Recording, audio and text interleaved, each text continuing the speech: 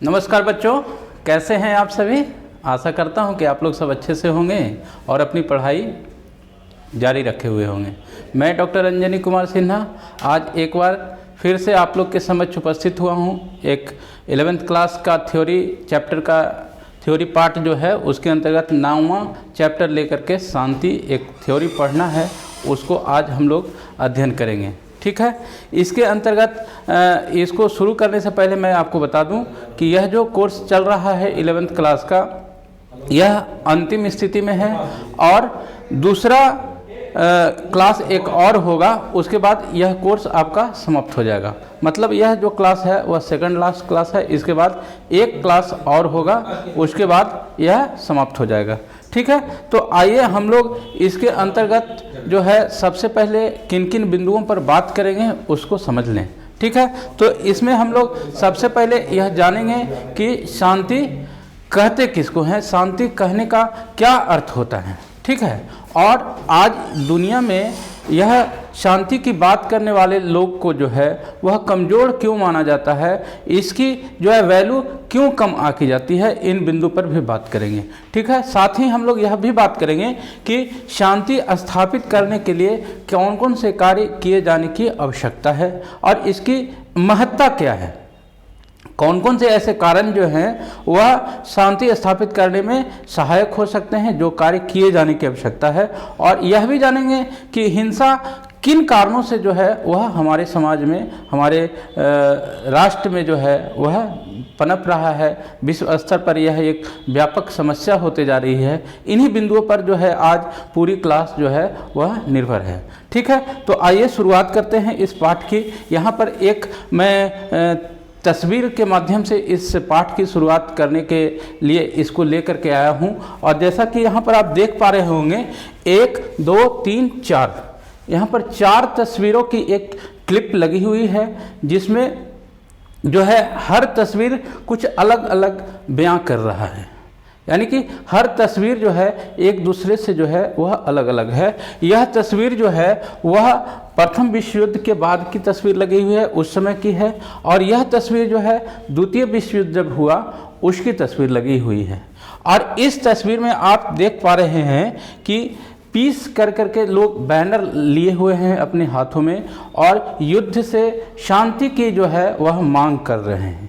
और इस तस्वीर में आप क्या देख रहे हैं कि द्वितीय विश्व युद्ध के बाद जो है पूरा ध्रुव जब 2 भागों में बट जाता है और शीत युद्ध का दौर शुरू होता है, उस शीत युद्ध के जो 2 अलग अलग गुट बनते हैं, एक पूंजीवादी गुट बनता है और एक साम्यवादी गुट बनता है, उसको यहाँ पर प्रदर्शित करते हुए दिखाया गया है। आप देखिए यहाँ पर जो सैनिक आपको दिख रहे हैं पहले चित्र में, वह सैनिक आपको दिख रहे हैं कि आराम की जो है स्थिति में है, वह थके हुए से आपको दिख रहे हैं। तो ये प्रथम विश्व युद्ध जब हुआ तो उसके बाद एक विचारधारा जो पूरे विश्व में चली आइडियलिज्म की, वह वुड्रो विल्सन यूएसए के राष्ट्रपति हुआ करते थे। उनकी एक विचारधारा जो है पूरे विश्व में चली कि इस प्रथम विश्व युद्ध के बाद जो है वह पूरा विश्व जिस त्रासदी को झेला है, जिस विभत्स घटनाओं को देखा है, कितनी प्रकार की जो है समस्याएं सामने आई इस प्रथम विश्व युद्ध के बाद, कोई भी अब इंसान जो है दूसरा कभी युद्ध करने के लिए कभी नहीं सोचेगा। और बीइंग अ ह्यूमन नेचर, यह इंसान की फितरत होती है कि वह लड़ाई जो है वह नहीं करना पसंद करता है उनके अनुसार। ठीक है, यह जो विचारधारा है यह वुड्रो विल्सन की विचारधारा है, जो यूएसए के राष्ट्रपति हुआ करते थे। ठीक है, और उनकी आइडियलिज्म की थ्योरी जो है वह पॉलिटिकल साइंस में पढ़ी जाती है। उन्होंने इस संबंध में लीग ऑफ नेशंस की स्थापना की थी। आप जानते होंगे कि प्रथम विश्व युद्ध जब हुआ तो उसके बाद लीग ऑफ नेशन की स्थापना हुई थी, और लीग ऑफ नेशन की स्थापना के पीछे वुड्रो विल्सन का ही जो है वह हाथ था। और उनकी थ्योरी जो होती है आइडियलिज्म की, वह कहते हैं कि अब जो है वह कोई युद्ध नहीं लड़ना चाहेगा, क्योंकि इसके जो परिणाम जो रहे हैं, परिणति जो हुई है, वह पूरा विश्व जो है वह देख चुका है उसको। ठीक है, तो 20 साल तक तो वह बात सही होती हुई दिखती है और इसके लिए वह लीग ऑफ नेशंस की स्थापना करते हैं उस कार्य को रोकने के लिए। लेकिन 20 साल के बाद फिर से जो है उसकी पुनरावृत्ति होती है और 20 साल के बाद जब 1939 से 45 तक द्वितीय विश्व युद्ध होता है तो फिर जो है उनकी थ्योरी जो होती है वह इसका जवाब देने में सक्षम नहीं होती कि आखिर अगर युद्ध नहीं हो सकता था तो युद्ध हो कैसे गया। तो वहाँ पे वुड्रो विल्सन का जो आइडियलिज्म है वह जवाब देने में वह सक्षम नहीं होता है। और इसी 20 साल की जो गैप जो होता है वो एक पॉलिटिकल साइंस में एक बहुत बड़े विद्वान हुए हैं E.H. कार, उनका नाम है E.H. कार। हालांकि यह प्रश्न जो है आपसे नहीं पूछा जाएगा, मैं पहले भी बता दूं आपको, लेकिन एक कनेक्टिविटी जो होती है ना, वह कनेक्टिविटी मैं हमेशा आपको यह जोड़ करके बताने का प्रयास करता हूं ताकि आप चीज़ों को कोरिलेट कर सकें और वह चीज़ आपको अच्छे से समझ में आ सके। तो E.H. कार एक बहुत बड़े पॉलिटिकल साइंस के विद्वान हुए हैं। इस 1919 से 1939 का जो बीच का जो गैप रहता है उस गैप को वह क्राइसिस ऑफ पॉलिटिक्स कर करके 20 ईयर क्राइसिस कर करके एक बुक लिखते हैं। 20 ईयर क्राइसिस नाम से उनकी एक बुक आती है जिसको वह कहते हैं कि आइडियलिज्म का दौर नहीं था, यह जो था वह क्राइसिस का युग था, यह क्राइसिस का युग था। और इसमें जो है वह कई सारे समस्याएं जो है वह पनप रही थी। एक जो देश था जो हार गया था वह कहीं ना कहीं जो है वह फिर से उत्प्रेरित हो रहा था अपने बदला लेने के लिए। तो इसे एक वह संकट के रूप में जो है वह दिखाते हैं। और जब द्वितीय विश्व युद्ध होता है तो आप जान लीजिए कि द्वितीय विश्व जब होता है तो वह प्रथम विश्व युद्ध से भी ज़्यादा खतरनाक होता है। ज़्यादा खतरनाक इस मायने में होता है कि प्रथम विश्व युद्ध तो जो है सिर्फ गोली और बंदूक से ही लड़ाई किया गया था और इसमें जो है वह परमाणु शक्ति का भी प्रहार किया गया और इस शक्ति के प्रयोग के कारण जो है वह काफ़ी विनाशकारी और उसमें इतनी जान माल की क्षति हुई जिसका बहुत ही बुरा प्रभाव पूरे मानव जीवन पर पड़ा। और हम लोग यह जानते हैं कि विश्व की दो ऐसी घटनाएं द्वितीय विश्व युद्ध के समय हिरोशिमा और नागासाकी पर जो परमाणु हमले किए गए 6 अगस्त 1945 और 9 अगस्त 1945 को, वह उसकी मार वहाँ की जनता आज भी जो है उसको झेल रही है। तो यह द्वितीय विश्व युद्ध के बाद जो है वह यह प्रथम विश्व युद्ध के बाद द्वितीय विश्व युद्ध हुआ और द्वितीय विश्व युद्ध के बाद जो लोग थे वह कहीं ना कहीं यह इतने घबरा गए कि अब क्या होगा, यही सब होते रहेगा, उनकी लाइफ का कोई निश्चितता नहीं थी। वह सभी लोग जो है वह डरे से हमें रहा करते थे। इवन जो फौज में लोग थे जो लड़ाई करने के लिए जाते थे उनकी फैमिली जो है वह पूरी परेशान रहा करती थी, पता नहीं वह सुरक्षित आएगा घर वापस या नहीं आएगा। हर आदमी जो है डरा सहमा उस समय रहा करता था। एक देश दूसरे देश से यह डरे हुए रहते थे कि यह देश हम पर हमला न कर दे। और वह दौर था जब द्वितीय विश्व युद्ध समाप्त हुआ तो इस तरह की चीज़ें मांग होने लगी। और द्वितीय विश्व युद्ध के समाप्ति के बाद जो है जब पूरा विश्व दो गुटों में बंट चुका था तो वह एक ऐसा दौर था जो आपका स्वतंत्र होने की जो है वह स्थिति बहुत से देशों को मिली। स्वतंत्रता जो है वह बहुत से देशों ने प्राप्त किया। तो वह 50s और 60s का जो दौर रहा है वह औपनिवेशीकरण की प्रक्रिया का दौर रहा है। उसी बीच में हमारा देश भी जो है वह स्वतंत्र होता है और ना सिर्फ एशिया बल्कि अफ्रीकी कई ऐसे देश हैं जो उस समय स्वतंत्रता प्राप्त करते हैं। और इस स्वतंत्रता प्राप्ति के बाद चूंकि द्वितीय विश्व युद्ध के बाद जो है वह पूरा विश्व दो गुटों में बंट चुका है, हम लोग यह पहले ही बात कर चुके हैं। तो जो देश स्वतंत्र हो रहे थे उनके समक्ष एक समस्या थी कि हम किस गुट की तरफ जाएं, हम पूंजीवादी गुट का समर्थन करें या जो है साम्यवादी गुट का समर्थन करें। एक तो यह उनके सामने समस्या थी, दूसरी समस्या उनकी जो थी वह व्यक्तिगत समस्या थी, उस राष्ट्र की अपनी समस्या थी, उसके अंदर बहुत सारी जो है समस्याएं थी। अब जैसे भारत का ही उदाहरण हम ले लें तो भारत जब स्वतंत्र हुआ तो उसके अंदर एक नहीं सैकड़ों सारी समस्याएं थी। भारत का विभाजन हो गया सबसे पहले, एक तो यहीं से समस्या शुरू हुई। उसके बाद जो है क्षेत्रवाद के नाम पे, भाषा के नाम पे राज्यों का मांग शुरू होने लगा, है ना। तो इस तरह की आर्थिक गरीबी और ये तो समस्याएं हमारे के यहाँ थी ही, बेरोजगारी तो थी ही, और इसके साथ ही साथ जो राज्यों की समस्या जो उत्पन्न होनी शुरू हुई, लोग अपने लैंग्वेज और क्षेत्र के नाम पर अलग स्टेट की मांग करने लगे, तो उस समय यह बहुत बड़ी समस्या थी। तो इन सब समस्याओं में यह सिर्फ भारत की समस्या ही नहीं थी, हर देश जो वह उस समय स्वतंत्र हो रहे थे उन सारे देशों की यह समस्या थी। वह कहीं ना कहीं अपने आंतरिक, अपने पड़ोस और विश्व के जो विकसित देश हैं उनसे अपने आप को सुरक्षित रखने के लिए वह काफ़ी जो है वह सोच विचार मंथन किया करते थे कि हम कैसे अपना डेवलपमेंट जो है वह कर सकें। और इसी बीच में हम लोग जानते हैं कि जो है जब भारत स्वतंत्र हुआ तो हमारे देश की यह पॉलिसी थी कि हम किसी भी गुट में जो है वह शामिल नहीं होंगे, और उसके लिए जो है उस समय तत्कालीन जो प्रधानमंत्री हुआ करते थे जवाहरलाल नेहरू, उनके नेतृत्व में अन्य 4 विश्व के बहुत अच्छे लीडर्स के साथ मिलकर करके एक संगठन बनाया जाता है जिसको इंग्लिश में हम लोग बोलते हैं non alignment movement. Non alignment movement जिसको हिंदी में गुट निरपेक्ष आंदोलन के रूप में जाना जाता है। और यह गुट निरपेक्ष आंदोलन हमको यह एक थ्योरी देता है कि हम साहब इस दोनों गुटों में किसी में शामिल नहीं होंगे, और हम जो है अलग रह कर करके अपनी जो चीज़ें हैं, अपनी जो आवश्यकताएं हैं उसको पूरा करने का कार्य अपने अनुसार करेंगे। ठीक है, तो ये मैंने पूरी जो है अशांति की जो है व्यवस्था आप अभी तक देख पा रहे हैं। ठीक है, आगे हम लोग थोड़ा सा चलते हैं कुछ कोट के साथ जो है और इसको आगे बढ़ाते हैं कक्षा को। तो देखिए यहाँ पर गौतम बुद्ध का एक कोटेशन यहाँ पर मैं लेकर के आया हूँ। वह कहते हैं कि सभी दुष्कर्म मन के कारण उपजते हैं। सभी दुष्कर्म जो है वह मन के कारण उपजते हैं। यदि मन को रूपांतरित हो जाए, यदि मन रूपांतरित हो जाए, क्या दुष्कर्म बने रह सकते हैं? नहीं।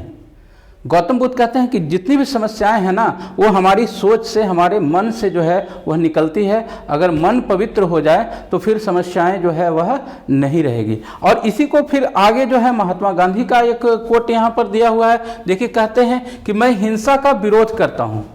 आप लोग जानते हैं कि महात्मा गांधी अहिंसा के पुजारी रहे हैं, तो हिंसा का तो वो विरोध करेंगे ही। उसके बाद देखिए आगे क्या कहता है, क्योंकि जब यह कोई अच्छा कार्य करती प्रतीत होती है तब अच्छाई अस्थाई होती है, जबकि इससे जो बुराई होती है वह अस्थाई होती है।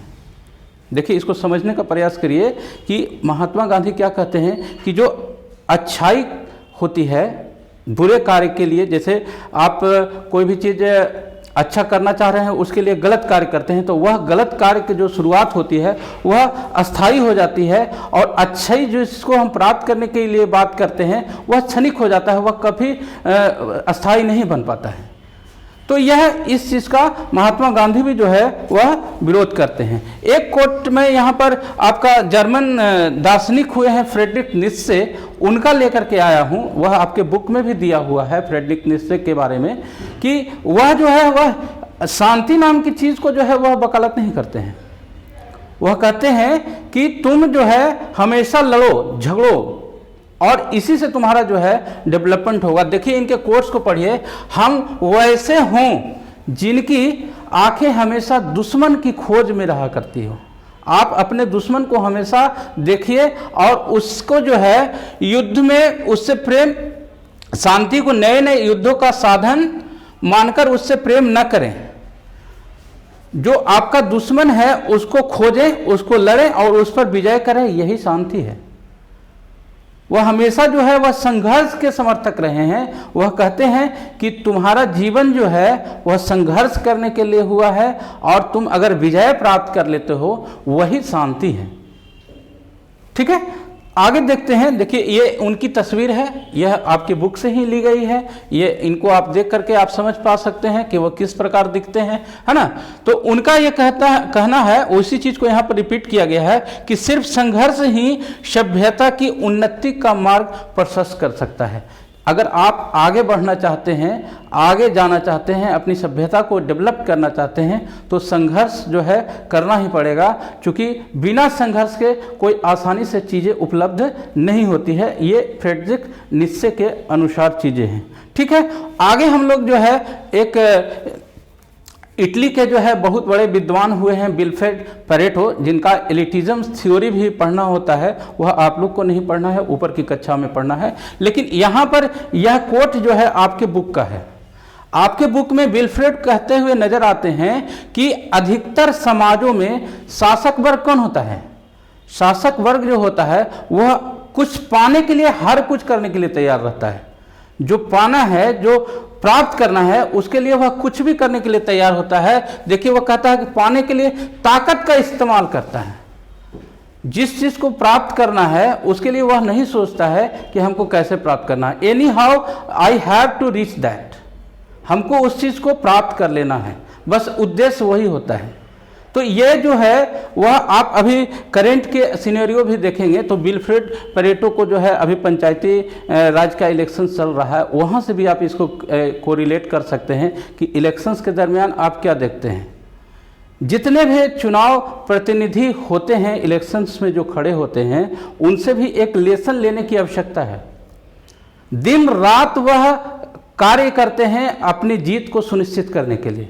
हार जीत तो होती है, क्योंकि उसमें तो जीत एक ही की होती है, लेकिन जितने भी कैंडिडेट होते हैं जीत उन्हीं की होती है जो पूरे प्रचार प्रसार और हर तरह के जो है चीज़ें अपनाते हैं जीत को सुनिश्चित करने के लिए। तो परेटो भी यहाँ पर यही वह कह रहे हैं कि जो शासक होता है ना, वह अपनी ताकत को हर तरीके से इस्तेमाल करता है उस पद को प्राप्त करने के लिए। तो ये जो है वह, और इस चीज को वह शासक जो है बनता है, उसको किस नाम से वह बुलाते हैं? ये इस तरह के जो कार्य करने वाले जो लोग हैं, प्राप्त अपनी इच्छा को फुलफिल करने वाले लोग हैं, उसको विल्फ्रेड परेटो जो है वह शेर के नाम से जो है संबोधित करता है। इस तरह के कार्य कौन कर सकता है? जो शेर होगा वही इस तरह के कार्य करता है। शांति वगैरह की चीजें जो है वह उसकी वकालत नहीं करते हैं। ठीक है, अब हम अगर अपने धर्म ग्रंथों की या अन्य धर्मों की भी बात अगर करें तो हर जगह आप पाएंगे कि शांति जो है वह उसका केंद्रीय स्थान होता है। हर धर्म यह सिखाता है कि हमको सद्भावपूर्ण प्रेम पूर्वक जो है हर के साथ व्यवहार करना चाहिए और शांतिपूर्ण तरीके से जो है जीवन यापन करने की जरूरत होती है। अगर बात लौकिक और अलौकिक या आध्यात्मिक दोनों क्षेत्रों में भी बात करें तो यह कोई धर्म नहीं हमको सिखाता है कि जो है आप संघर्ष करें, लड़ाई झगड़ा करते रहें।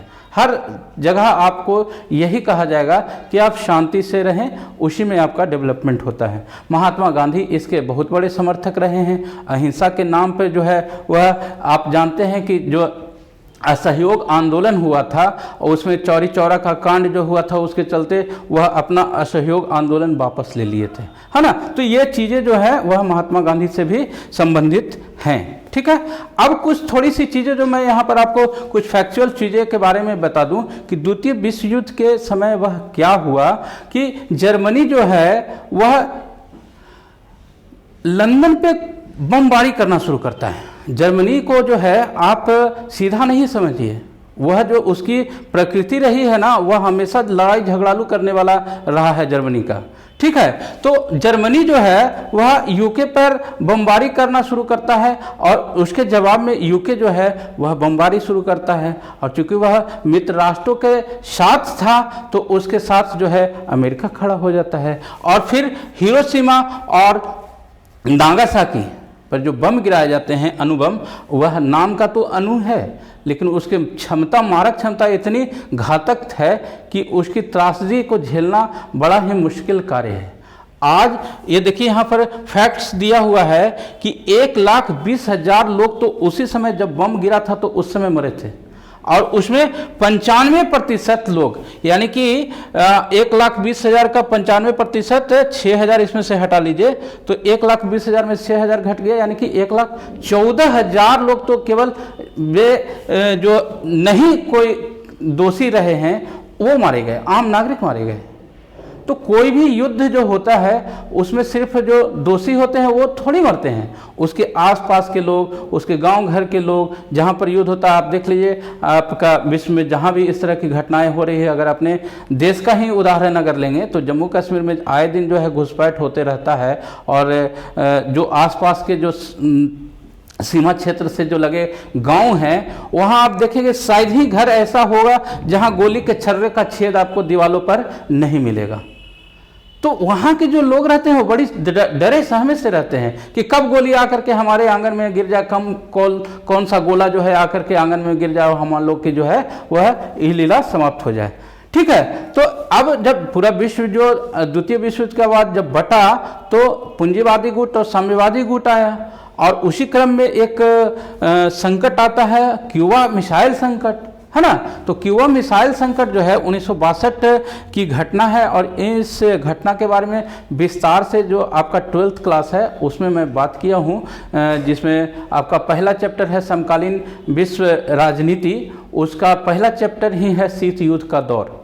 तो शीत युद्ध के दौर में विस्तार से सारी चीज़ें बताई गई है कि क्यूबा मिसाइल संकट क्या था। यहाँ पर मैं संक्षिप्त रूप से आपको बता देता हूँ कि क्यूबा जो है वह यूएसए के पास में छोटा सा एक देश है, और वह यूएसएसआर समर्थित देश है, अर्थात वह यूएसएसआर का पॉलिसी जो है वह अपने को मानता है। ठीक है, और इसी के आलोक में यूएसएसआर जो है उसका लाभ उठाते हुए, चूंकि दोनों जो है यूएसए और यूएसएसआर जो था वह दोनों एक दूसरे के कट्टर दुश्मन हुआ करते थे उस समय, दोनों चाहते थे कि हमारी पॉलिसी जो है पूरा विश्व फॉलो करे। तो यूएसएसआर जो है अपना पूरा जो सैनिक साजो सामान होता है वह क्यूबा में जमा कर देता है, और वहां से यूएसए के लिए वह काफी खतरनाक साबित हो सकता था। लेकिन जैसे ही यूएसए को यह जानकारी मिलती है, उसके खुफिया तंत्र यह पता करने में सफल हो जाते हैं कि इस तरह की कार्रवाई हमारे बगल के देश क्यूबा में हो रहा है जो यूएसएसआर का समर्थक है, तो फिर तत्कालीन जो राष्ट्रपति वहाँ के होते हैं वह यह कहते हैं कि साहब आप यहाँ से हटाइए, नहीं तो जो है हमारी बाध्यता होगी आपके साथ लड़ाई करने की, युद्ध करने की। तो वो इस संकट जो था ना 15 दिनों का यह इस प्रकार का समय था कि लग रहा था कि अब तो युद्ध होकर के ही रहेगा। आज हम भले यह कह लें कि युद्ध तो नहीं हुआ ना, लेकिन जब सोच लीजिए कि दो देशों की जो है फौजें एक आमने सामने खड़ी हो, दोनों की जो है हथियार एक दूसरे के सामने खड़े हों, तो उस समय कोई कल्पना नहीं कर सकता था कि युद्ध जो है न होगा। लेकिन हाँ, एक चीज़ दोनों राष्ट्रों को यह पूरी जानकारी थी कि हम दोनों जो हैं वह परमाणु शक्ति संपन्न हैं, और अगर युद्ध हुआ तो यह कितनी विदारक घटना हो सकती है यह दोनों लोग समझ रहे थे।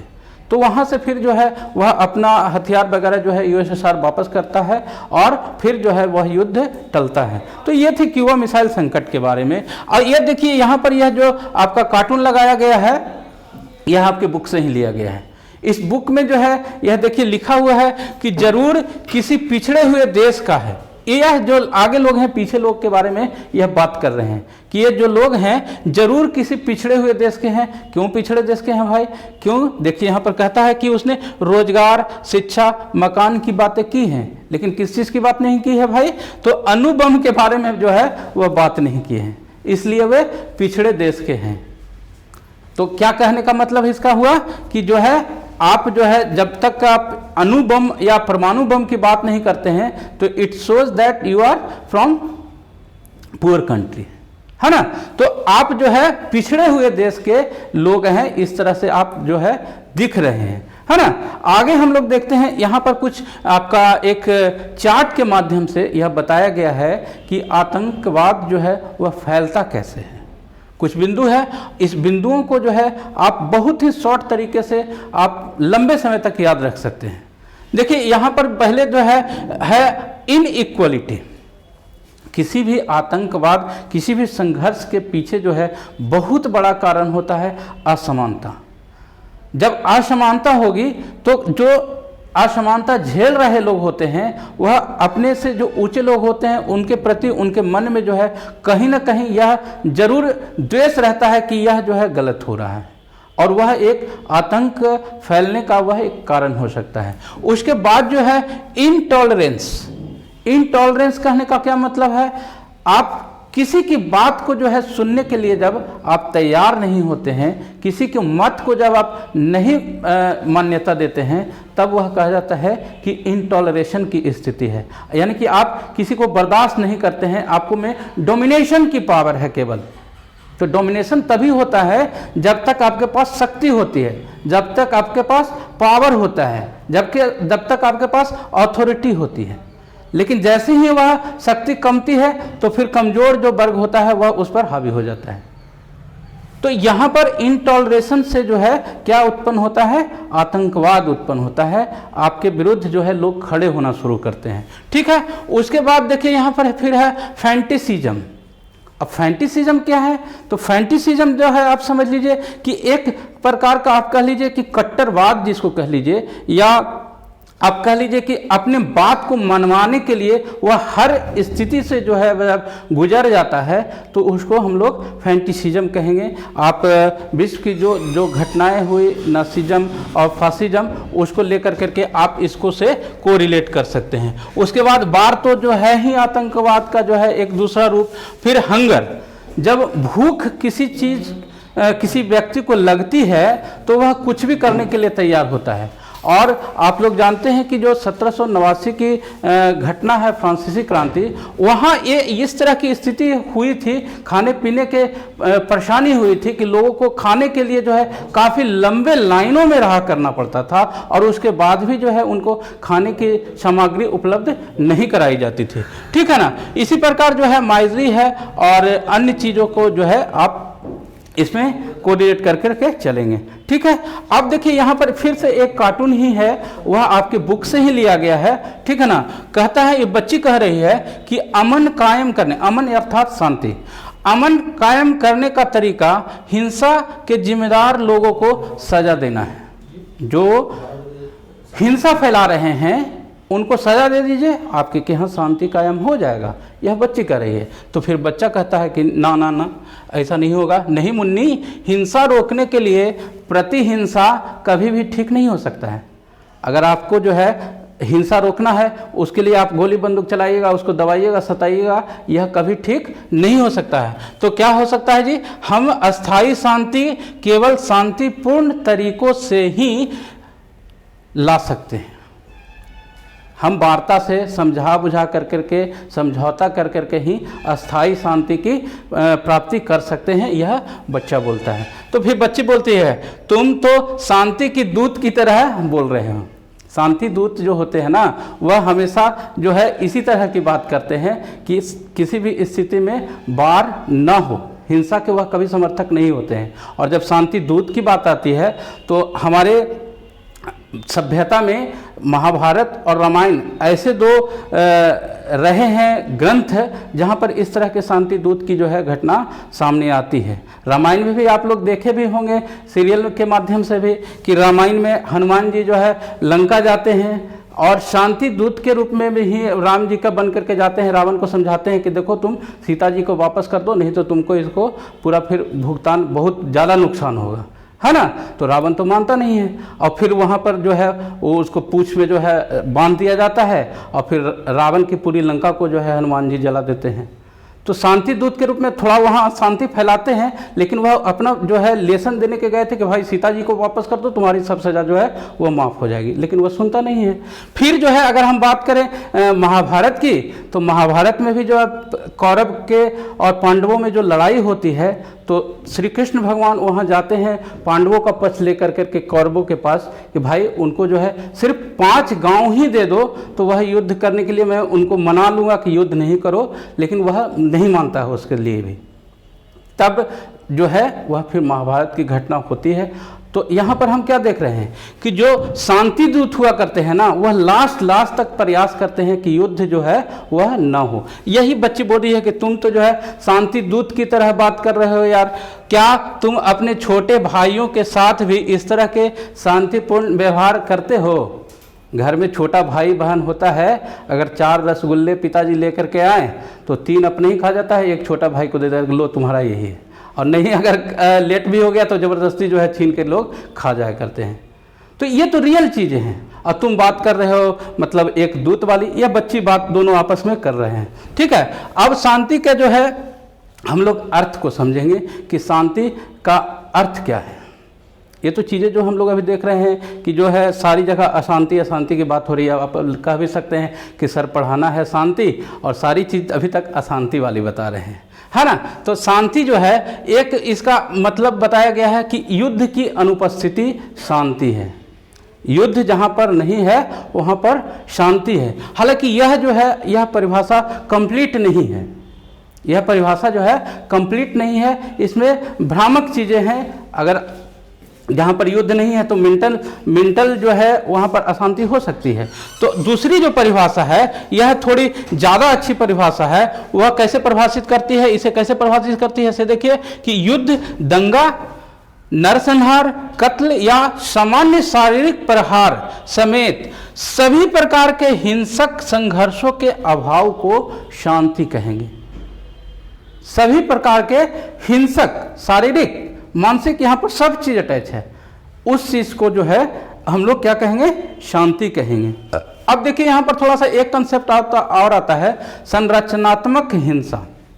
अब संरचनात्मक हिंसा क्या होती है, तो जो भी हमारे के यहाँ जो हम लोग जानते हैं कि जो है वर्ण व्यवस्था रही है ना। और वर्ण व्यवस्था में जो है 4 प्रकार की जो है वह जातियाँ हमारे समाज में देखने को मिलती रही हैं, है ना। आज भी जो है वह बनी हुई है। तो इस कैटेगरी में जो लोग रहे हैं पिछले क्रम पे से, पिछले पायदान पे, उनके स्थिति को बराबर तक लाने में जो हिंसा, संघर्ष और ये चीज़ें घटती है, उसी को संरचनात्मक हिंसा के रूप में यहाँ पर दिखाया गया है। और यह भी कहा गया है कि यह जो सामाजिक घटनाएं जो हैं उसको भी कभी भी स्वीकार नहीं किया जा सकता है, ठीक है। आगे थोड़ा सा हम लोग और देखते हैं कि इस तरह की चीज़ें जो है आप उपनिवेशवाद से जो ग्रसित देश रहे हैं वहाँ पे, और इसका उदाहरण आप इजराइल फिलिस्तीन का जो अभी भी संघर्ष चलते रहता है। आए दिन दोनों एक दूसरे पर जो है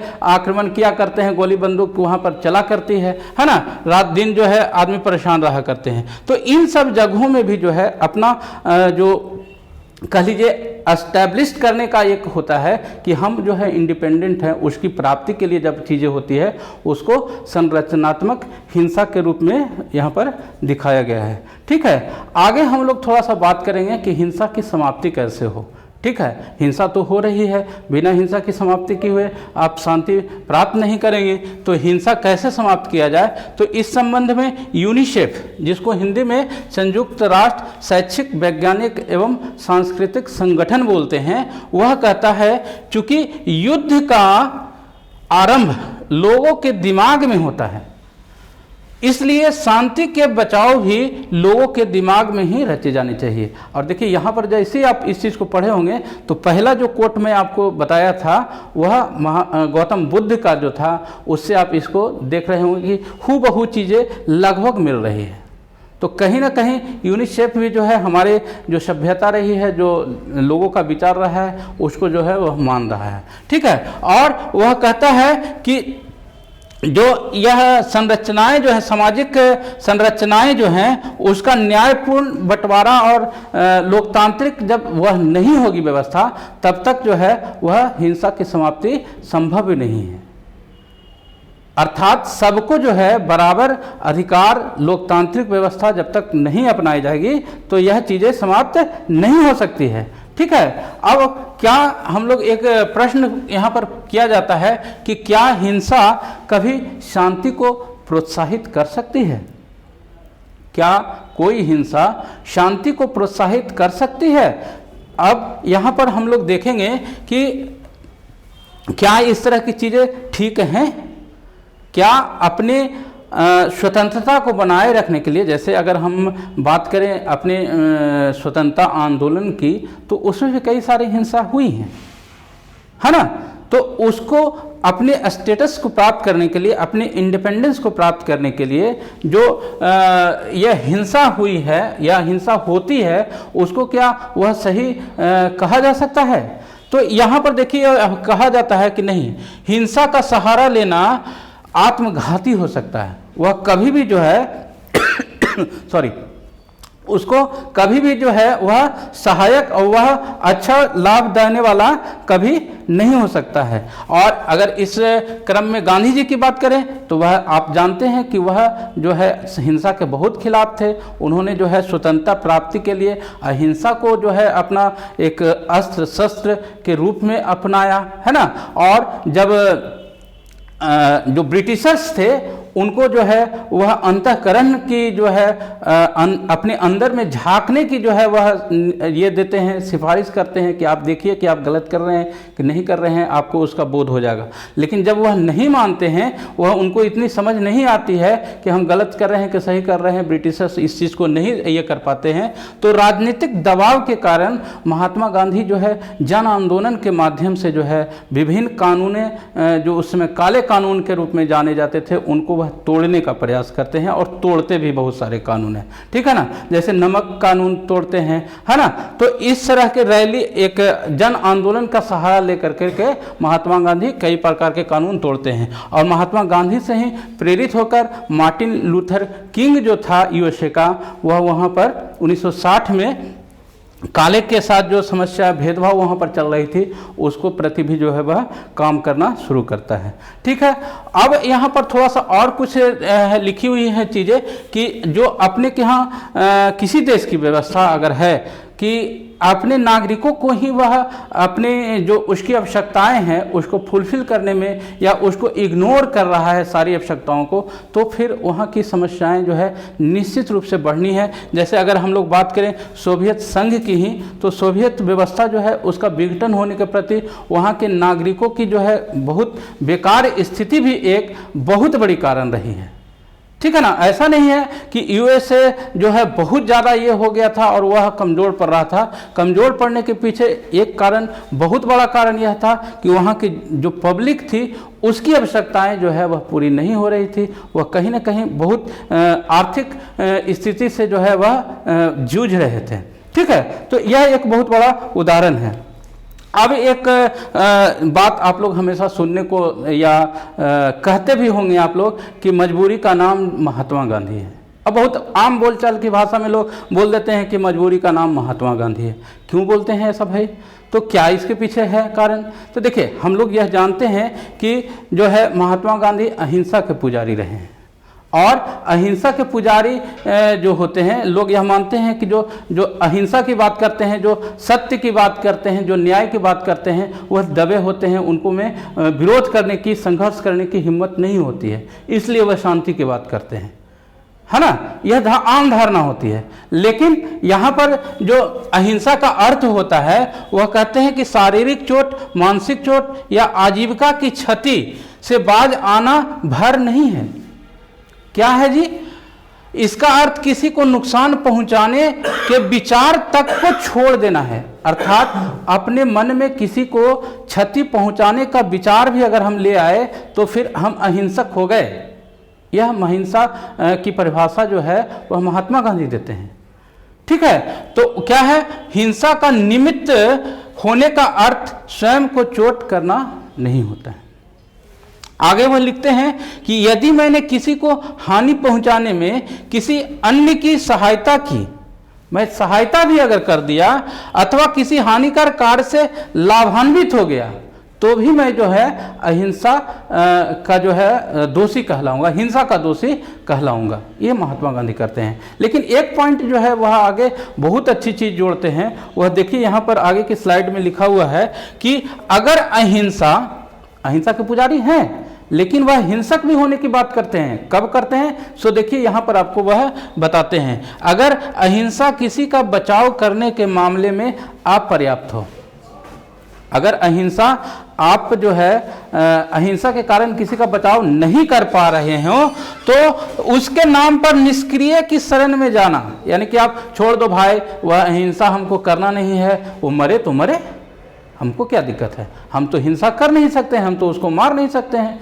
तो कहते हैं कि नहीं, ऐसा नहीं है, आपको हिंसा का सहारा लेना बेहतर होगा। अगर किसी की रक्षा करनी है और अहिंसा से वह नहीं बच रहा है तो वहाँ पर हिंसक होना भी अच्छा है। ये हैं महात्मा गांधी के विचार। ठीक है, आगे थोड़ा सा हम लोग देखेंगे कि जो राज्य है, जो सरकारें होती है, वह शांति के लिए किस प्रकार कार्य करती है। तो देखिए, जो लोग होते हैं वह उनकी सुरक्षा की जिम्मेदारी जो है वह राज्य पर होती है, और राज्य जो है वह अपने नागरिकों के नाम पर दूसरे अन्य नागरिकों को जो है वह क्षति पहुंचाने का कार्य बखूबी करता है। जो पुलिस होती है, जो सेना होती है, वह देश की जनता की रक्षक होती है। लेकिन आप समाचार चैनलों के माध्यम से, विभिन्न पत्रों के माध्यम से आप देखते होंगे कि किस प्रकार पुलिस जो है, जो सेना जो है, वह अपने ही नागरिकों के प्रति जो है वह किस प्रकार का व्यवहार करती नजर आती है। तो क्या देखते हैं हम लोग कि उस जिस चीज की सुरक्षा करने के लिए अपनाया गया था, उसको जो है वह दूसरे कार्यों में भी उपयोग किया जाता रहा है। ठीक है, आगे देखिए, हम लोग थोड़ा सा यहां देख लें कि इन सारी समस्याओं का समाधान जो है कब संभव हो पाएगा, जब आप सार्थक लोकतांत्रिकरण की प्रक्रिया के जरिए जब कार्य करेंगे, तब यह संभव हो सकता है। ठीक है, अब शांति कायम करने के विभिन्न तरीकों की अगर बात करें तो देखिए, एक चीज जो है वह इंटरनेशनल पॉलिटिक्स में बहुत इंपॉर्टेंट होता है। वह इंपॉर्टेंट चीज क्या है जी? तो वह इंपॉर्टेंट चीज है संप्रभुता। संप्रभुता जिसको इंग्लिश में सॉवरेनिटी कहते हैं, और यह देश के लिए एक सबसे इंपॉर्टेंट चीज के रूप में जाना जाता है। कोई भी देश जो है वह अपनी सॉवरेनिटी को कभी नहीं छोड़ना चाहता है और उसके साथ कभी समझौता नहीं करना चाहता है। अर्थात अगर आप इंडिपेंडेंट हैं तो आपके पास सॉवरेनिटी होगी ही होगी। ऐसा नहीं है कि आप इंडिपेंडेंट हैं और दूसरे राष्ट्र की बात मान रहे हैं तो कहीं ना कहीं आप सॉवरेन नहीं काउंट किए जाएंगे। ठीक है, तो यह चीज जो है बहुत जरूरी है। राष्ट्रों के बीच में प्रतिद्वंदिता भी होती है। हम पहले भी बात की है कि चूंकि एक ह्यूमन का यह नेचर है, रियलिस्ट जो थिंकर जो हुए हैं पॉलिटिकल साइंस के, वह कहते हैं कि मनुष्य जो है वह स्वार्थी होता है और वह एक दूसरे पर अपने को नियंत्रण स्थापित करने की इच्छा होती है, चाहे वह कोई भी लोग हो, कोई भी नागरिक हो। कोई नहीं चाहता कि हम जो है हम कमजोर बन के रहें, यह ह्यूमन का नेचर होता है। तो जो ह्यूमन होते हैं वही राष्ट्र का नेतृत्व करते हैं, और राष्ट्र का नेतृत्व करते हैं तो उसी के अनुसार जो है पॉलिसी निर्धारित होती है। तो कोई भी राष्ट्र यह कभी नहीं चाहेगा कि हम जो है दूसरे राष्ट्र से कमजोर बन के रहें, लेकिन ऐसी स्थिति होती है कि वह कोई तो कोई कमजोर होगा ही, कोई मजबूत होगा ही, है ना। तो यह चीज जो है, दो चीज जो है वह अनिवार्य सत्य है। उसके अलावा जो है एक तीसरा जो चीज है वह फिर यहाँ पर द्वितीय विश्व युद्ध के बाद संयुक्त राष्ट्र संघ की जो स्थापना हुई तो वह एक शांति स्थापित करने के लिए ही हुई थी। लेकिन यह कितना सार्थक हो पाया है, यह क्या अपना डिसीजन सही से ले पाता है कि नहीं ले पाता है, यह बहुत अंदर की जाकर के बातें जानने की होगी। अगर हम लोग बात करें कि यहाँ पर कैसे डिसीजन होता है तो मैं थोड़ा सा आपको यहाँ पर संक्षिप्त में बताऊंगा कि यहाँ पर जो देश होते हैं यह अपना योगदान देते हैं, यहाँ पर अपनी राशि खर्च करते हैं अपना वोट लेने के लिए, और जो ज़्यादा सबसे अधिक पैसा देता है उसी की वहाँ पर बोली ज़्यादा वैल्यू मानी जाती है। तो यहाँ पर सबसे ज़्यादा पैसा खर्च करने वाला अभी आज की तारीख में भी यूएसए है, और उसी के कारण उसकी ही ज़्यादा वहाँ पर तूती बोला करती है। जो भी डिसीजन होते हैं, अस्थायी सदस्य जो हैं आप लोग जानते होंगे कि उनको वीटो का पावर मिला हुआ है, जो 5 नेशंस हैं उनको, तो ये जो अधिकार है ना वह उस पर ज़्यादा जो है वह ये करते हैं, थोपते हैं। समकालीन चुनौतियां आज की तारीख में जो है वह कौन कौन सी इस तरह की समस्याएं हैं जिसको लेकर करके जो है वह कई तरह की चीज़ों का जो है हम लोग सामना कर रहे हैं। तो देखिए, हम कल भी आपका जो चैप्टर हुआ था 12th का, उसमें इस तरह की बात किए थे कि अमेरिका जो है इस तरह की कभी नहीं सोचता था कि जो है आतंकवाद कोई बहुत बड़ी चीज़ है, लेकिन जब उसके यहाँ खुद घर में यह घटना घटी, 9/11 की घटना हुई, तब जो है वह उसको यह सोचने पर मजबूर होना पड़ा कि नहीं साहब, यह तो जो है विश्व की बहुत बड़ी समस्या है। अब इसमें तो है कई जो है आम नागरिक की जो है वह हिंसा हो रही है, और नहीं तो अदरवाइज तो वह पहले तो खुद उसका पोषक रहा है ना। तो उसके अलावे अगर हम लोग बात करें तो देखिए, अगर अभी जस्ट अफगानिस्तान में तालिबान की जो वापसी हुई है और वह जो धमकी देता है यूएसओ कि आप अपनी सैनिक यहाँ से वापस करिए, तो किस प्रकार जो बाइडेन जो है चुपचाप ऐसे स्वीकार कर लेते हैं कि हाँ भाई चलो हमारा अपना सैनिक वहाँ से जो है वापस हो जाओ, इसी में हमारी अपनी जो है वह भलाई है। तो 11 सितंबर 2021 तक जो है वहाँ अपने सैनिकों को यूएसए वापस भी बुला लेता है। ठीक है, उसके अलावे हम अगर भारत पाकिस्तान की बात करें, भारत चीन की बात करें, या उत्तरी कोरिया की बात करें, इजराइल, फिलिस्तीन, आपका सीरिया, अंगोला, ये सब देशों की बात करें, तो आप देख पाते होंगे समाचार पत्रों के माध्यम से या टीवी चैनल के माध्यम से कि वहाँ पर आए दिन इस तरह की दंगे फसाद जो है इजी बात है, एकदम आम जीवन वहाँ पर जो है इस तरह की चीज़ें चलती है। और देखिए, एक फिर से मैं आपको इन सारी चीज़ों को एक तस्वीर के माध्यम से कोरिलेट करने का हमेशा प्रयास करता हूँ। यहाँ पर देखिए, आप उत्तरी कोरिया के जो शासक हैं किम जोंग, उनको आप देख पा रहे होंगे किस प्रकार यहाँ के सैनिकों के साथ उनका जो है प्रेम होता है। और यहाँ ये स्थिति है कि इनके तस्वीर जो है वह घर घर में टंगी होती है। वहाँ के प्रत्येक घर में वहाँ के शासक की तस्वीर होती है, और उस तस्वीर की अगर आप उस पर जरा भी गंदा भी अगर लगा हुआ रहे ना, तो आप वहाँ के दंड के जो है भोगी हो जाते हैं। अगर रास्ते पर भी कोई अगर इनकी तस्वीर लगी हो और उस पर अगर हम लोग कुछ फेंक दें, छीटाकसी कर दें, तो वहीं पर शूट एंड साइड करने की इजाज़त होती है। ये है वहाँ की स्थिति। अगर फिर बात करें, अब देख लीजिए, ये तालिबान की ये पिक्चर जो है आए दिन आप देखे होंगे पेपर में भी, और उसके अलावा फिर यहाँ पर देखिए इंडिया पाकिस्तान का जो है आपका दिखाया गया है, इंडिया चीन का दिखाया गया है, और इजराइल फिलिस्तीन का जो है वह स्टॉप वार की जो है बात करते हुए जनता वहाँ के कर रहे हैं कि भाई अब युद्ध रोको, अब बहुत जो है हो चुका, हम लोगों को शांति चाहिए। ठीक है, तो शांति जो है इसी सब बिंदुओं पर जो है बात करती हुई नज़र आपको दिखेगी। और उसके अलावे जो है एक यहाँ पर आप जापान और कोस्टारिका को देख लीजिए। जापान और कोस्टारिका एक ऐसा दो देश रहे हैं जो द्वितीय विश्व युद्ध के बाद जो है यह घोषणा करते हैं कि हम सैन्य बल नहीं रखेंगे, हम अपने पास जो है सैन्य बल नहीं रखेंगे। और कुछ यहाँ पर लिस्ट दिए गए हैं जहाँ पर यह परमाणु मुक्त क्षेत्र के रूप में जो है जाना जाता है, जैसे दक्षिणी ध्रुवीय क्षेत्र है, लैटिन अमेरिका और कैरेबियन क्षेत्र है, उसके अलावा फिर दक्षिण पूर्व एशिया है, अफ्रीका है, दक्षिण प्रशांत क्षेत्र है और मंगोलिया है। इन सब जगहों में जो है वह परमाणु हथियार मुक्त क्षेत्र के रूप में जाना जाता है। अब देखिए, यहाँ पर थोड़ा सा मैं वह जापान और कोस्टारिका को जो है आपको दिखाने का प्रयास कर रहा हूँ कि देखिए यह वर्ल्ड मैप है, और वर्ल्ड मैप में देखिए यहाँ पर आपको जापान नज़र हो रहा होगा, और यहाँ पर इंडिया देखिए, इंडिया से जो है किस तरफ जो है वह जापान है। और यहाँ पर जापान का पूरा पिक्चर दिखाने का प्रयास मैं इसलिए किया हूँ ताकि आप जो है जापान की भी स्थिति को आप समझ सकें किस तरह से दिखता है। यहाँ पर आपको छोटे रूप में वर्ल्ड में आपको समझ में आ जाएगा कि अच्छा इंडिया यहाँ है, इंडिया से किस दिशा में जो है वह जापान स्थित है। ठीक है, और यहाँ पर जापान को जो है आप पूरा देख पा रहे होंगे। उसी प्रकार यहाँ पर कोस्टारिका को देख लीजिए। कोस्टारिका तो देख लीजिए आप जो है यहाँ पर दक्षिणी अमेरिका है, दक्षिणी अमेरिका से ऊपर जो है उत्तरी अमेरिका से लटकता हुआ एक देश है कोस्टारिका। और कोस्टारिका जो है इसकी तस्वीर जो है पूरी मैप में इस प्रकार दिखती है।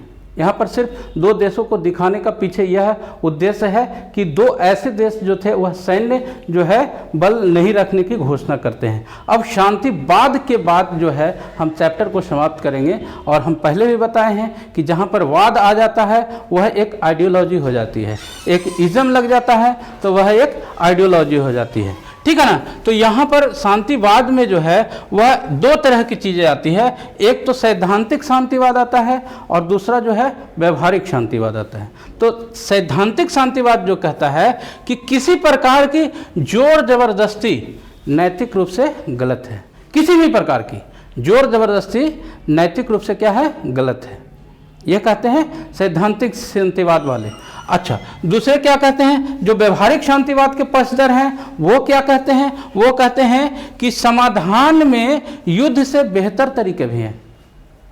समाधान जो है, किसी चीज़ का समाधान, संघर्ष का समाधान जो है युद्ध नहीं हो सकता, उससे भी बेहतर तरीके हैं।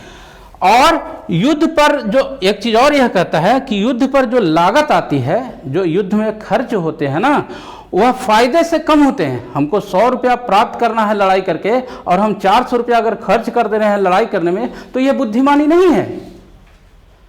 उसके दूसरे उपाय भी हैं, शांति वार्ता के जरिए, समझौता के जरिए, समझा करके, बुझा करके, अपनी बातचीत कर करके, इस तरह भी जो है चीज़ें आप प्राप्त कर सकते हैं। और निष्कर्ष के रूप में मैं यही कहना चाहूँगा कि जो शांति की खोज को राजनीतिक कार्रवाइयों के साधन और साध्य, यानी कि एक मीन और एक गोल लक्ष्य, दोनों को जो है रूपायित कर करके उसको प्राप्त किया जा सकता है। और इस प्रकार इस चैप्टर जो है यहीं पर समाप्त होता है। कुछ गृह कार्य के रूप में कुछ प्रश्न मैं यहाँ पर डाला हूँ कि 9/11 की घटना जो है कहाँ हुई है। तो यह हम लोग जानते हैं कि वर्ल्ड ट्रेड सेंटर से जुड़ा हुआ है, USA का है ये, ठीक है। उसके बाद पहला गिरमिटिया, हालांकि यहाँ पर मैं बुक नहीं दिखाया हूँ, लेकिन यह आपके पुस्तक में लिखा हुआ है और यह प्रश्न आता भी है परीक्षा में कि पहला गिरमिटिया किनकी पुस्तक है, तो यह गिरिराज किशोर की पुस्तक है। यह इन्हीं सब बिंदुओं पे यह लिखी गई किताब है, इसलिए आपकी पुस्तक में यह दी गई है, ठीक है। आगे प्रश्न है कि शांति को सर्वोत्तम रूप में तभी पाया जा सकता है जब स्वतंत्रता, समानता और न्याय कायम हो। क्या आप सहमत हैं? आप अपना पॉइंट ऑफ व्यू यहाँ पर देंगे। विश्व में शांति स्थापना है तो विभिन्न दृष्टिकोणों की चर्चा कीजिए। उसके बाद दीर्घोत्तरीय प्रश्न में जो है हिंसा के माध्यम से दूरगामी न्यायोचित उद्देश्यों को नहीं पाया जा सकता है, अपना मंतव्य दें, ठीक है। तो यही थी आज की क्लास। मैं उम्मीद करता हूँ कि यह चीज़ें आपको समझ में आई होगी। और एक क्लास आपका और बचा हुआ है, इस 11th क्लास का जो कोर्स चल रहा है वह बुध को होगा और फिर जो है यह कोर्स आपका समाप्त हो जाएगा पॉलिटिकल साइंस का। तो ठीक है, मिलते हैं अगले वीडियोज़ के साथ, तब तक के लिए बाय।